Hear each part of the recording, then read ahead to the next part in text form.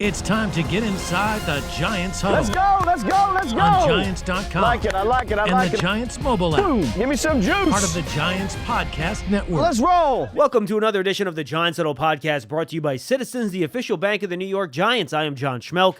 Busy Friday program with you today. Lance Medow will speak with Dave Wyman. He's the radio analyst for the Seahawks. We'll go in-depth on Seattle. We'll close the show with Bob Papa talking to the head coach of the Giants, Brian Daboll. But first, my interview with Giants linebacker Micah McFadden. And now we're joined by Giants linebacker Micah McFadden. Micah, how are you, man? Doing good. All right, let's look back a little bit. When you took a look back, besides the team, let's talk about you personally first, at the tape against San Francisco. What did you see? Overall, I think defensively we played hard. A lot of guys flying around the field. Definitely a physical matchup against a team like that. But yeah, I think there's a lot of things to improve moving forward, but definitely showed some good things in that film. Yeah, I think you did too. You were in the backfield a lot. You had 4 tackles for loss in the game. Your 5 tackles for loss is tied for second most in the league, right? Mm-hmm. Why do you think you were able to knife your way into the backfield as much as you did? I think we just had a good plan for it that week. I think, it was a big emphasis throughout the week, just attack the line of scrimmage. And, obviously it being a short week, we didn't get a lot of times to rep that. But, I think it just showed up in the game. And, being able to pull the trigger, it's good to take advantage of those opportunities. How much of that is tape study during the week and understanding how they're trying to attack you so you can be in the right place at the right time? A lot of it, for sure. I think, that comes from the coaches down to the players and, them studying the film and us obviously watching it as well and just seeing what we can diagnose and where we can attack them and be able to make plays that set us up for good position. This is me trying to understand growth from rookie year to second year, right? Could you have done that last year? Were you advanced well enough mentally and understanding the game as a pro to be in those positions to make those kind of plays when you were a rookie? I think, I definitely had the opportunities to, and they definitely presented themselves. I just don't think, personally, I don't think I was advanced enough just to know that, and be able to have that quick trigger, because it really is a split-second decision once you're out there on the field. If you don't make that move, right when the opportunity comes, the window closes. So, I think it's definitely that experience. How much of it is confidence, too, where maybe as a rookie you saw it and you thought you knew it, but you maybe didn't have the confidence to commit, to your point, in that kind of quick period of time? Without a doubt. I think a lot of it's confidence and just kind of understanding where I fit in the defense and being able to react and play fast and, I have guys playing off of me and, I'm covered up and just, pulling the trigger. Is that where you think you've made the biggest jump from year 1 to year 2, kind of now that we're 3 games in and you've gotten so much playing time? Yeah, without a doubt. I think, the experience and just having that year under my belt. And obviously just the off season and training camp and getting back in the roll of things. And, I think it's helped a lot. Yeah, and you said a lot of good stuff on tape, but I'm sure there were some plays where you're like, oh, I was there. I could have had maybe 2 or 3 more those tackles for loss, right? No, without a doubt. And that's kind of, the motivation week to week. There's going to be good things and there's always going to be things that, you can correct and get better at. So definitely exciting that there's more plays left out. You talked about this when you spoke to the media on the Zoom call on Monday. Team has had some missed tackles this year. You fully padded practice. We're talking on Wednesday this week, which is Team Wednesday is actually Thursday. It's confusing with this Monday night game. Everything's switched up. How do you guys, during the season, when you're not doing a lot of the full contact training camp type practices, work on tackling in a fully padded practice like you had today? Yeah, I mean, it's just more of an emphasis. So today, Dave's told us we're thudding today. So that just means, defensively we have to wrap and, keep wrapping until everybody gets to the ball and second guy in, go for the ball. But, it's just thinking about it a little more, putting a focus on it in practice and trying to get better at it. Now, that's the individual part of it, right? From a team part of it, how much of it is just getting more hats to the football so you don't have to rely on a solo tackle to get a guy? It's tough to solo tackle Christian McCaffrey and Deebo Samuel. There's a reason those guys are all pros, right? Without a doubt, yeah. And, like you said, it's guys running to the ball and maybe not just assuming that guy's going to make the play, sprinting all the way there. And then, if that guy happens to not make it, you're right there in position to make a play on it. Overall, the run defense in terms of yards per carry is kind of in the middle of the league. But I think in the first halves of some of these games, against San Fran and Arizona specifically, you guys have allowed some bigger runs, right? When you look at it from a team perspective, what are some of the things that you guys can do better besides being more sure in the tackling to try to prevent some of those issues stopping the run that you've had in the first halves of these games? Yeah, obviously early in games, there's usually a lot of game plan stuff, and Sure. teams prepare specifically, for the opponent. So I think it's just about weathering that storm early and trying to get off the field as best we can early in the game so we can get settled in and kind of see what they have built up for us, and then as the game progresses, keep playing fast, keep playing strong, and then just get off the field when you have the opportunity. Sacks are an easy number to look at, but it's a team stat, right?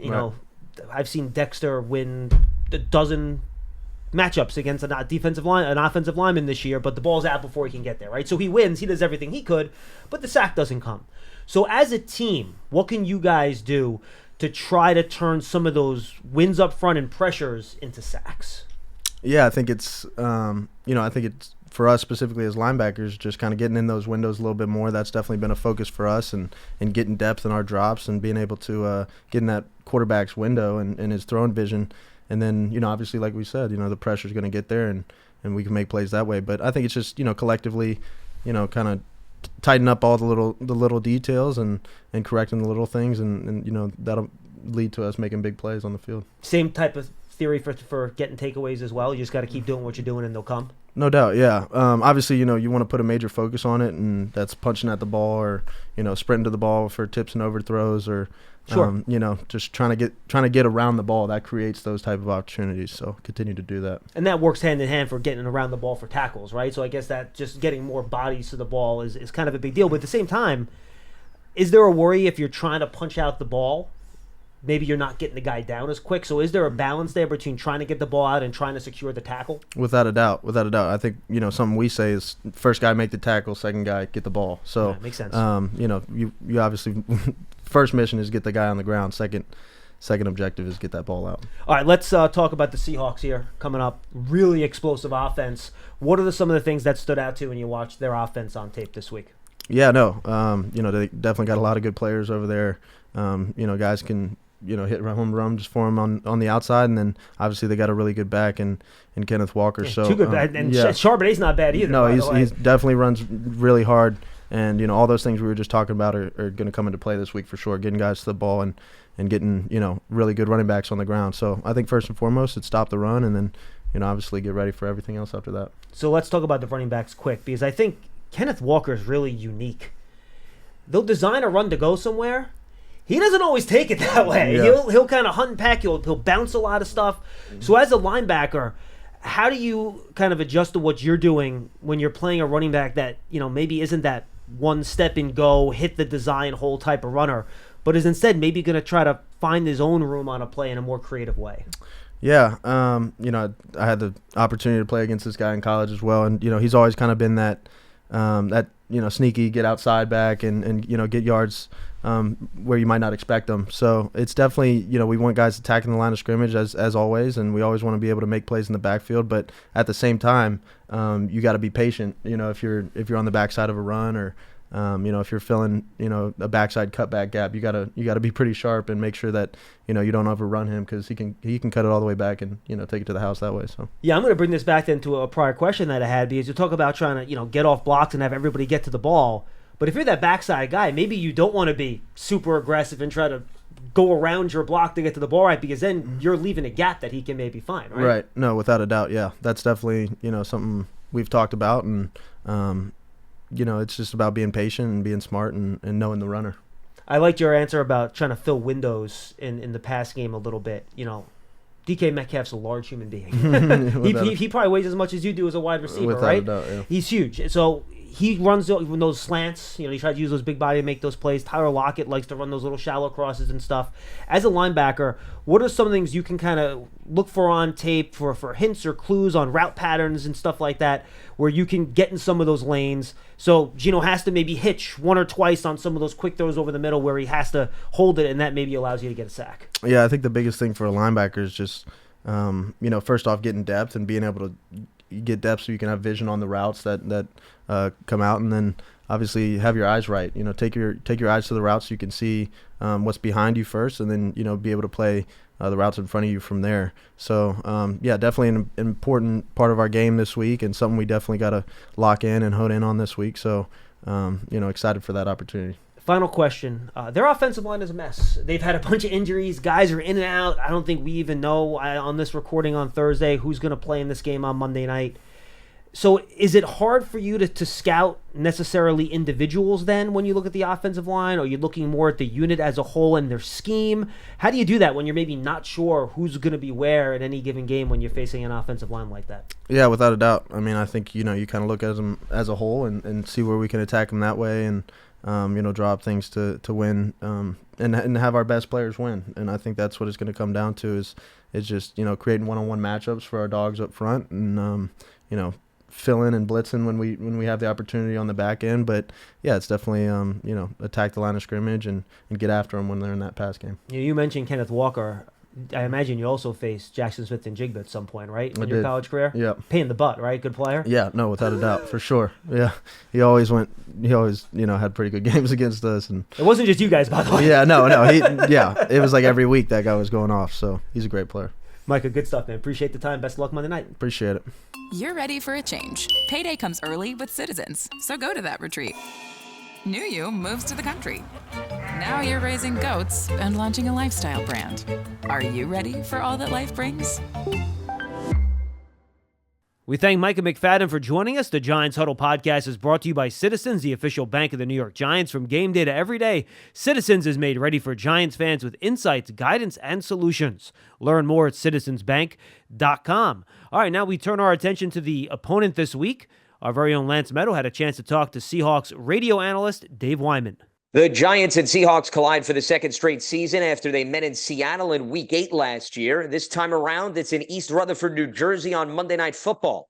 And to help break down what to expect from the Seahawks, we're now joined by their radio color analyst who played 9 seasons in the NFL as a linebacker for Seattle and Denver, none other than Dave Wyman. Dave, you got Lance Medow here on Giants.com. Appreciate the time today. Hope all is well. How's everything on your end? Everything's great here, Lance. Yeah, we had a good home win last week. Mariners are struggling a little bit out here in Seattle, but yeah, there's lots to be happy about out here in Seattle.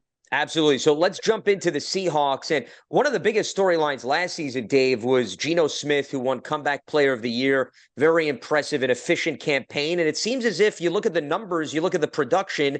I know it was a tale of two halves a bit against Carolina, but how fair is it to say that he's essentially picked up where he's left off within this Shane Waldron offense? Yeah, coming into the season, I thought it was reasonable to question whether or not Geno would have that kind of year, given that, the first part of his career told a different story. But he has just grown into being a starting quarterback.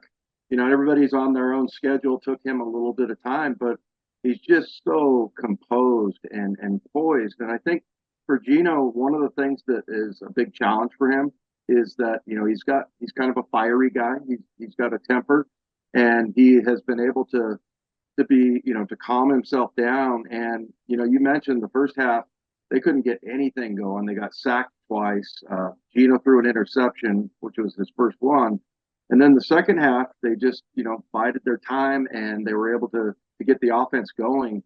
And all of this with really a bunch of backups at offensive line against a really good front seven in Carolina.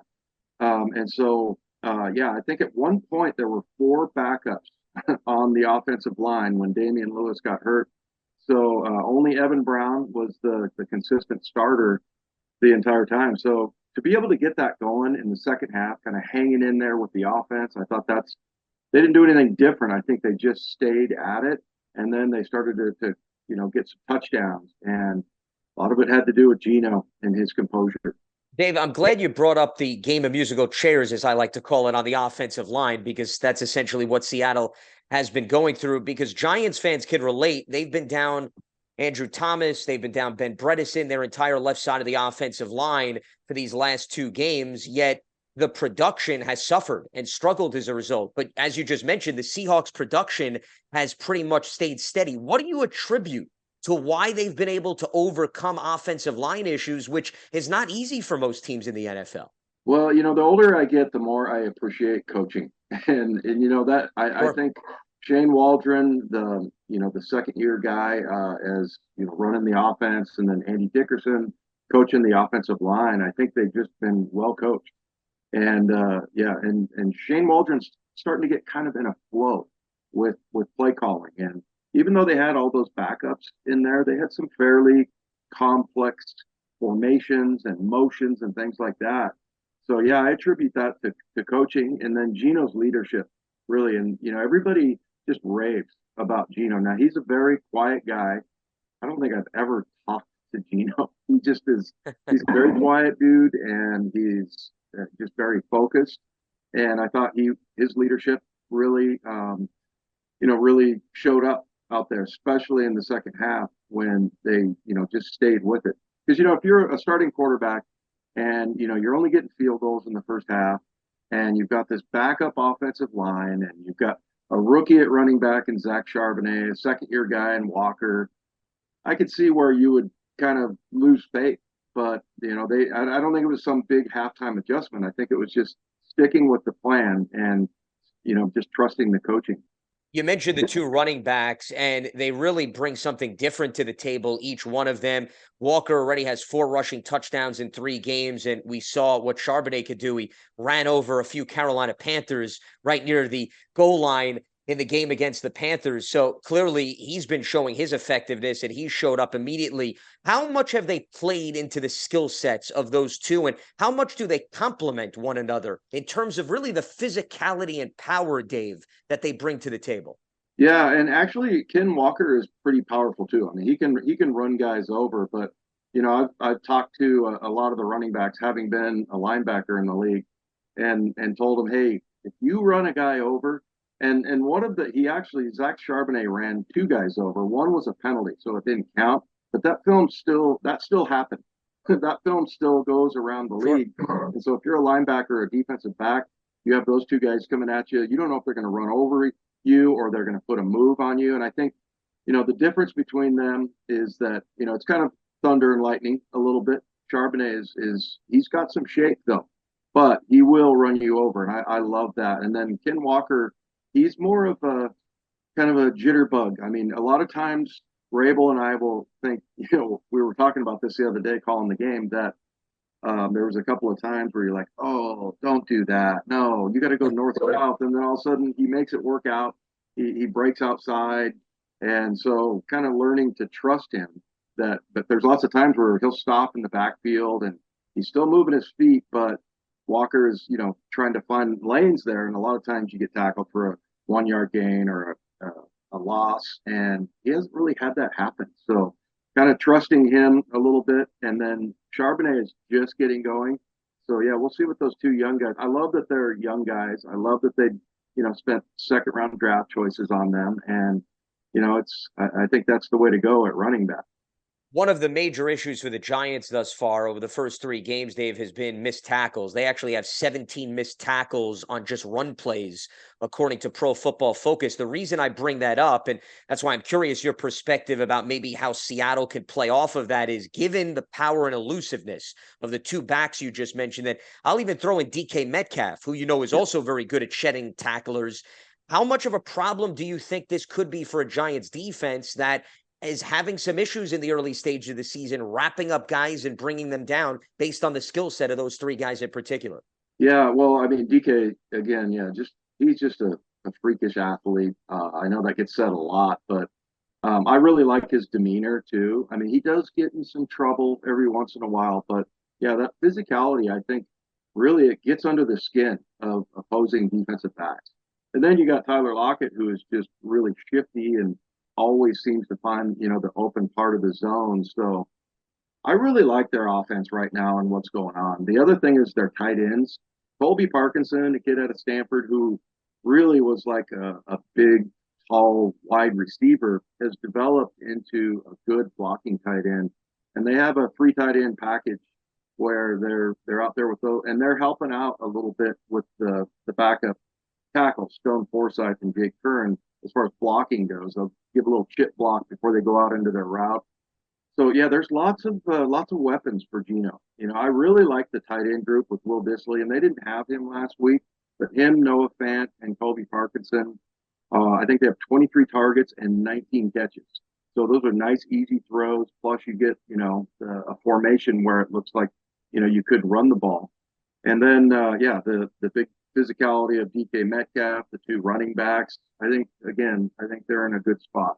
We're talking with Dave Wyman, Seahawks radio color analyst, as the Seahawks and the Giants will go head-to-head on Monday Night Football. You brought up targets. We haven't mentioned Jackson Smith-Njigba, who was their first-round pick this year. And based on the numbers, 14 targets, 9 receptions. Dave, I was listening to Pete Carroll speak the other day, and he mentioned, listen, they just have not had an opportunity to get him involved as much as maybe they had anticipated. So what have been the early takeaways of him, and how much more do you think they'll expand perhaps his usage here?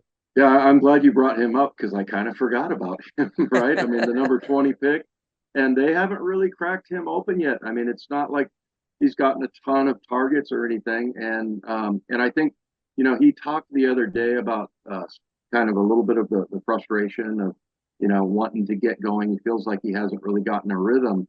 But yeah, they haven't even really thrown the ball to him that much. So, with all those other weapons, and Geno, yeah, there's a clip somewhere where he's talking to JSN on the sidelines and saying, "Hey, just be patient," which really exhibits Geno's leadership.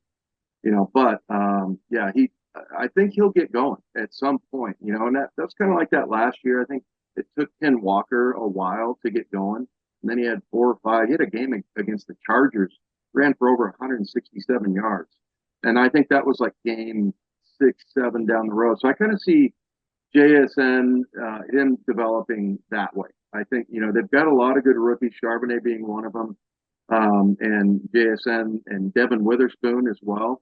And I think it's not going to be like last year where like Reek Willen and Kobe Bryant started the first game as rookies. I think this group, it's just a little bit harder to get on the field because John Schneider has been building such a great team. So I think there's good things ahead for Jackson Smith-Njigba, but it's just going to take a little bit of time. Good problem to have when you're trying to find ways to get your first round pick on the field, and that's not necessarily the primary conversation starter on offense. You referenced the corners, and I want to flip the script to the defensive side of the ball, Dave, because not that numbers tell the whole story, but I think you could add the proper context. They're 31st against the pass. They've given up a lot of explosive plays. However, they've been banged up on the back end. Jamal Adams has yet to make his season debut. You mentioned Reek Willen and Kobe Bryant, who did not play last week against the Panthers. I guess what I'm getting at is, how much are the passing defense numbers not great as a result of being down key personnel over these last few games here? Yeah, it's interesting because that was the one part of the defense that they really repaired over last year. They 2 years in a row under Ken Norton, the pass numbers, they were number 31 in the league, and last year they finished number 13. So there was a huge repair as far as passing yards given up. The problem last year was running yards, and they were terrible. But now they're really good against the run. They can't really stop the pass. So there's a guy named Carl Scott who runs the pass game defense. And he just is a brilliant guy. I think they'll get it fixed. But, yeah, it's just kind of a weird flop, where really good against the run now and not so great against the pass. And I think a lot of it has to do with the way that they're running their zone defense.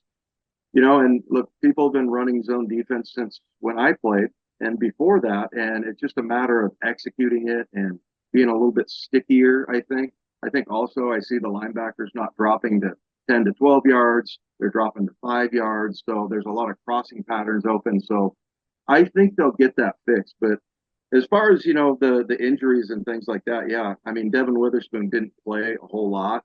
Boy, that kid has incredible confidence.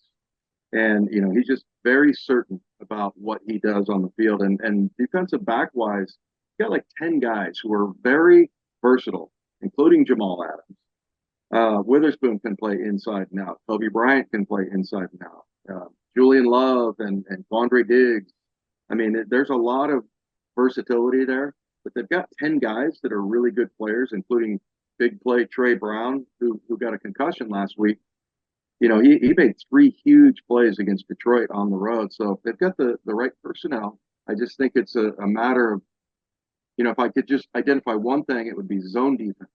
Zone defense, you can't just cover a patch of grass. You've got to look, receivers up. And I think that's been the biggest challenge for them, which I think they'll get it right. we were talking about Jamal Adams, and I mentioned he has yet to play because of that torn quad tendon he suffered in week 1. What impact, Dave, do you expect him to make on Monday night? Are they going to give him his typical playing time? You think they're going to ease him in? And also just the raw emotion of him, A, returning to MetLife Stadium, given he started his career with the Jets, and B, not wanting to overdo it so much, given it's been quite some time since he's been back on the field. Yeah, I think they're going to ease him back in, and like I mentioned, they have so many different packages and guys that can play different spots that it'll kind of fit into the way they want to work Jamal back in.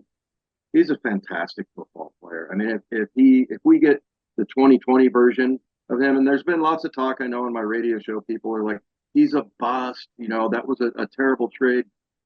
I don't think you're a bust if it ends up being because you're injured. He's just been hurt. But the way to use him is up in the line of scrimmage, almost like a linebacker. That's what they did in 2020. His best skill is not dropping back into a deep zone. It's being up near the line of scrimmage. He's very violent with his hands, like the way he shucks blocks and things like that. He's like a linebacker. So, but I do think they're going to kind of slowly work him back in because, he's a key part of what they could do. They could be so much better on defense with Jamal Adams. And, he's just been unavailable. I feel like he's one of those guys that I feel like his body isn't strong enough to support the things that he thinks. Like the way he reacts, and he wants to make certain plays, and it's like his body just doesn't stand up to it. So hopefully he's ready to go, because he would be a huge shot in the arm if they're able to get him back playing all the time. Well, he plays with a physicality, to your point, and he's got quite the motor. So sometimes the body doesn't cooperate based on the X's and O's mindset. I think that's a great point. Now, it's also a homecoming for Julian Love, who you brought up. Giants fans are very familiar with him. He was a versatile play in the secondary. I know the sample size is still small, Dave, but how have they tried to tap into his skill set as both a corner and a safety? And what's jumped out to you about his usage thus far? Yeah, he had such a breakout year last year there in New York. And, and he kind of, expressed to us that he was sitting behind some pretty good players the first couple of years, but they really like him.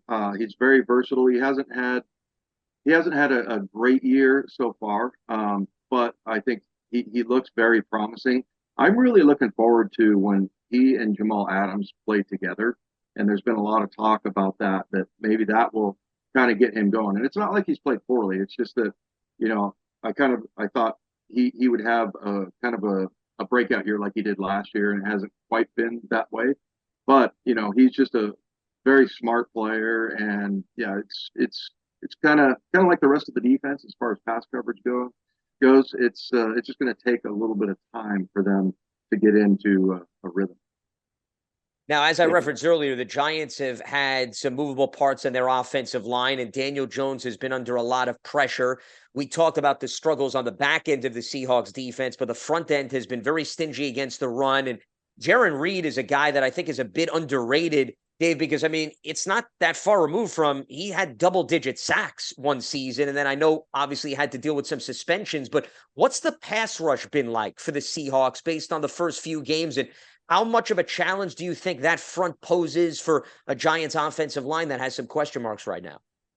Yeah, well, you identified the guy, Lance. Jarran Reed's been everything for that front seven. Bobby Wagner, you could argue as well. And Jordan Brooks is playing really well against the run. But yeah, Jarran Reed, they're lining him up inside. He can rush from the outside. He's very quick. And he has just been home wrecker inside there. So, yeah, that's been a big part of why they have, I think they're still 2.9 per attempt, or maybe it's creeped up to 3 as far as the run game goes. But he has been just very surprising. I didn't think they were going to get that out of Jarran Reed, and he's having a great year. He's blocked a kick. He's got a sack and a half. He's got, fumble recovery. He's just been all over the field. Yeah, he's a key on that defense, and he's got kind of a crabby disposition, which I really like about that. And about him, and he's been a great leader. And so it's really nice having him back. He really shouldn't have, left in the first place. They the Seahawks made him a really good deal, but he wanted to go somewhere else. He was in Kansas City for a while, but now he's back, and he's been a key to what they've been doing. They're starting to get the pass rush going a little bit, and then also just against the run. I mean, they just got trucked last year. I mean, they could not stop. There were times where they just could not stop the run at all. They gave up 222 yards to Carolina last year. The Raiders came in here and ran all over him. So he's been a big part of that fix, that repair.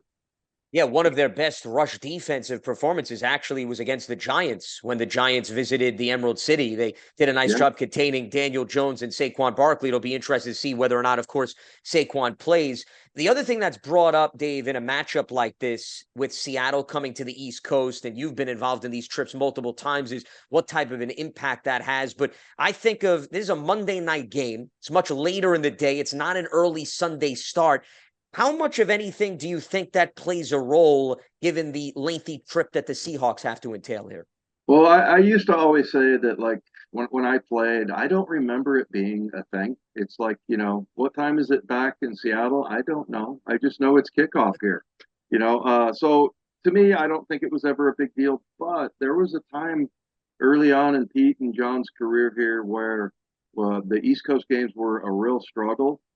And I wish I had the numbers for you, but they have done an amazing job with going 3 time zones away, or 4, I should say. So that's not really been a problem at all. They've handled that really well, and most of it is Pete, just the way that he's very structured. And I ride on the team plane, and there's a little reminder in your seat pocket that this is how you should hydrate. Don't sleep on the plane. Wait until you get there. I mean, they planned all that stuff out. And Pete has a whole bunch of nutrition people, and the masseuses come on the road. I mean, they really do it right. So I think a lot of that is coaching, and and Pete just preparing his team really well. They do a great job. Dave, before I let you go, from a big picture perspective, you look at the Seahawks 3 games. The first game wasn't pretty against the Rams, but they've scored 37 points in each of the last 2. We saw the rally in overtime against the Lions and the second half explosion for 25 points against the Panthers.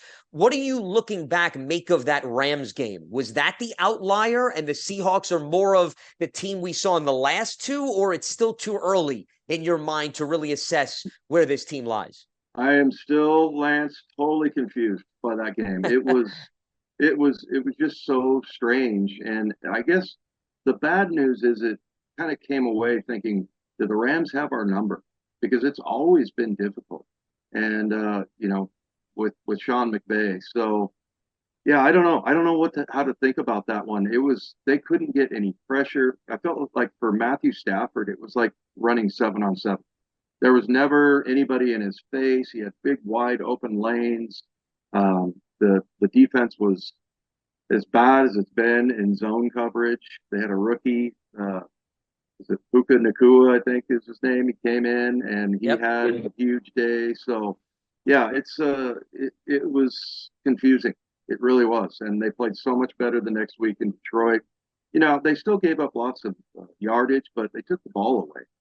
So, yeah, they went +3 in that game. And as far as turnover ratio goes, the offense is really doing their job because I think Geno has the only giveaway. So, it was just totally bizarre. Like, to the point where I'm like, I can't wait to see what happens the next time we play the Rams. I mean, we'll see where they are as far as health and things like that. But, yeah, and that one's always, in those division matchups, it's always kind of there's one team that's kind of a thorn in your side. And I feel like now the Niners are really, really good. So when you lose to the Niners, you kind of get it. But the Rams, I mean, they had a ton of young guys. And, it just didn't look like they were put together. And Pete was really remorseful about that. Like, he was apologizing to the fans because the opener and the place was packed. And when they introduced Bobby Wagner, the whole place went nuts. And then, like Pete said, we didn't deliver. And so he was kind of worried about, not satisfying the fans because they were so good that day. And he certainly paid them off against Carolina because they had the 8 false starts and the crowd was a huge part of it. But I thought it was funny that Pete he was concerned that everybody was so fired up and it was such a flat game. They just didn't get it done against the Rams. Like I said, just confusing. Well, to your point, the 12s definitely showed up with those 8 false starts. I'm sure Carolina was very excited to leave Seattle after a rough game like that in terms of the penalties. It's Monday Night Football, Giants, Seahawks. He's Dave Wyman, the Seahawks radio analyst, who you could hear on the Seahawks radio network. Dave, it's always a blast catching up with you. Greatly appreciate the time and the insight, and look forward to Monday's game. All right. Thanks, Lance. Hope to see you there in New York. Absolutely. My pleasure. You love turf. You're good at it. So you start a turf biz. Business grows, your savings grow. Become the most celebrated name in turf. Are you ready for all that life brings? Thank you, Lance. Thank you, Dave. Giant fans love a winner. It's why they love Citizens, named a 2022 Best Bank in the U.S. by The Banker. As the official bank of the Giants and sponsor of the Huddle, Citizens is made ready for fans of Big Blue. Learn more at citizensbank.com. Now we turn our attention to the head coach of the Giants. The voice of the Giants, Bob Papa, had a chance to talk to Brian Daboll. And as always, we're joined by the head coach of the New York Giants, Brian Daboll, where Monday Night Football has the Giants hosting the Seattle Seahawks. And, Coach, you had a chance to play these guys last year. Obviously, it was a hard-fought game in Seattle. What makes these Pete Carroll teams so difficult to deal with? Yeah, I think Pete's an outstanding coach, and he's been successful for a long time as a head coach in this league and in college. And they're well prepared. They do a good job with the ball security. Their defenses are fast and create multiple problems up front.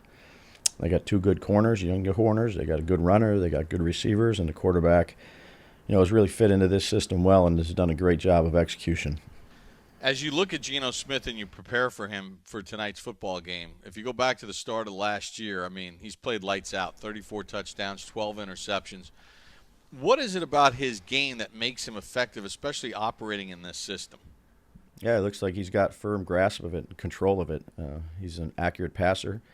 He knows when to take his checkdowns. He knows when to go ahead and take his shots. He makes good decisions in situational football, and he delivers the ball to his playmakers on a timely fashion. So he's done a really good job with his opportunity that he's had there at Seattle, and he's playing good football.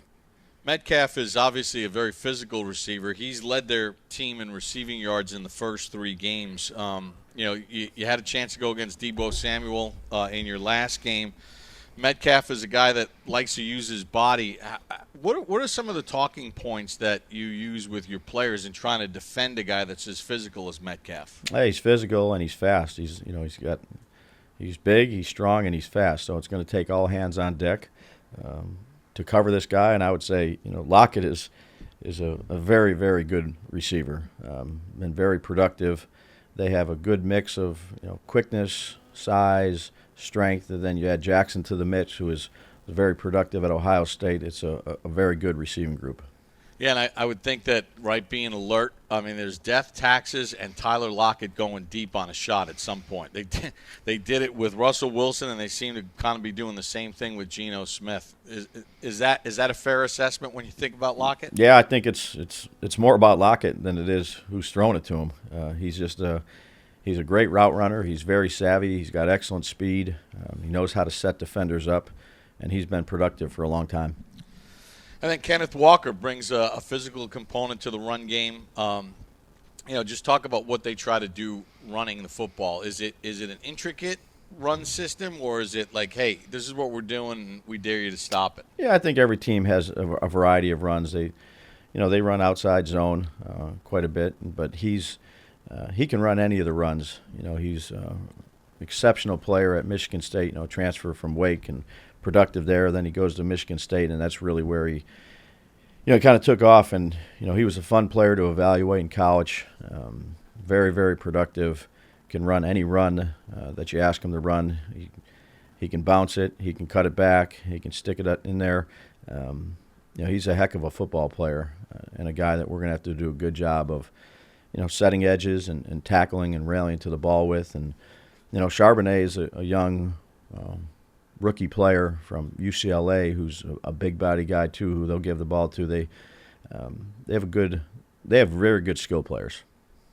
Let's talk about your football team as we get ready for this game. Chance to sort of reset, having played that Thursday night game, a little bit of a reboot for your team. Were you impressed with the way the guys came back with a little bit of time off to kind of reset and focus on the fact that there's 14 games left in the season? There's a lot of football to be played. Yeah, I mean, our focus is, as you know, 1 week at a time. So put everything you got into Seattle. We have a bunch of guys that are pros that do the right thing, that prepare well, that communicate, and that's a consistent approach that we'll always have. So we've had a good week of practice. We've prepared well. We're going to have to go out there and play and coach well. How important is it too, Coach, to be physical at the point of attack, to kind of get your run game going where everything then sort of just plays off it? Yeah, I think each week is a different week, and how the game gets played is different.